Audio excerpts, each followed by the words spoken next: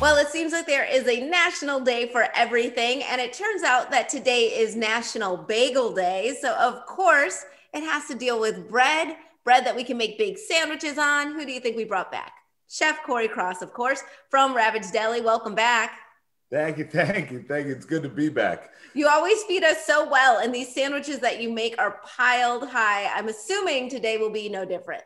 Nope, staying with the normal Ravage way, stacking it to the roof. And today, holding it all together is going to be that Thomas's Bagel. Thomas's Bagel. All right. So I will ask you, just what are your feelings about bagels in general? Do you use them a lot at your restaurant? We do. We tend to use an everything bagel more often than not in a couple of our specials because it's so versatile. It's not going to clash with any of the flavor profiles really. And two, like we said at the start, it's going to hold up to anything we throw at it. Today, it's got its hands full and it should do the job. All right. Well, tell us what you're making. And also, I hear that you have a trick for toasting these bagels too, right? Instead of jamming them in the toaster. I do indeed.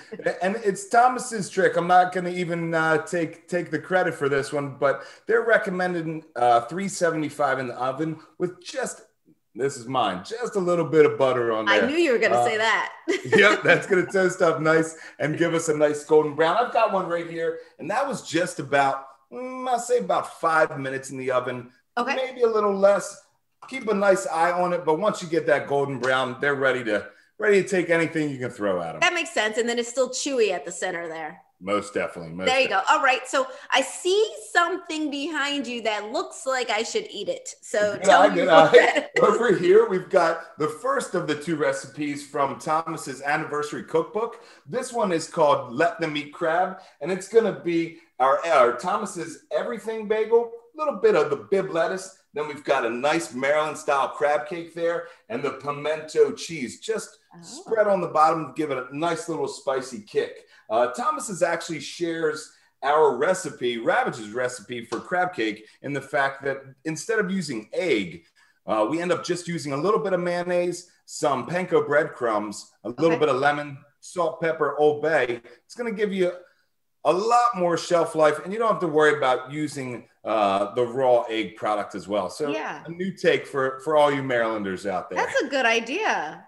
All right, great. What else do you have for us? The other one we're going to work on, we're going to shoot it all the way down to Texas. And we're going to use the Ravage Deli slow smoked barbecue brisket. I've been bringing it up here on the oven or on the stovetop just to get a set.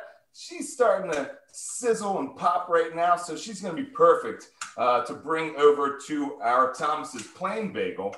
Okay. We're just going to pile her high right here. Now that one's on the plain bagel. The bagel before that you used was what kind of bagel? That was the everything bagel. That was the everything bagel. And as you're making that, I just want to remind people that the top 5 grocery store bagel flavors apparently in Baltimore, in case you were wondering, I was wondering actually, plain, makes sense, cinnamon raisin, everything, which you just used, blueberry, and cinnamon. I'm surprised by the blueberry, but I don't know why I would be surprised. No, the blueberries is a surprise to me too. And then 2 cinnamon flavors in there as well. Yes, that's true. Cinnamon and cinnamon raisin. Yeah, that's true. All right. But for that one, you've got the plain. You put on the brisket. Now what are you topping it with? Now we're going to bring our house-made coleslaw. Okay. A nice compliment to that barbecue sauce. Yeah. And then right now, this sandwich doesn't have much of an acid in it at all. So we're going to bring some nice stacker pickles, some nice dill pickles right on top of there. Love that. And I also love that, this is a savory sandwich that we can make. But like we mentioned, there's so many flavors with these Thomas's bagels that you can have them for lunch, for dinner, for breakfast, depending on what flavor you're picking and what toppings you're putting on top. It speaks so much to their anniversary cookbook too, because you always have, I'm speaking for myself, but I figure always, you're going to have the Thomas's bagels in the house. And it's everything from pizza Yeah. to just your simple, even my favorite, little bit of peanut butter on a toasted bagel, game over. Right? That's my go-to all day. It does. It hits the spot. And the other thing I love too is with Thomas's Bagels, they are also giving back, and they're giving bagel lovers a way to join them in that giving back. Can you talk a little bit about Operation Warmth before we wrap up? Is what I'm trying to say.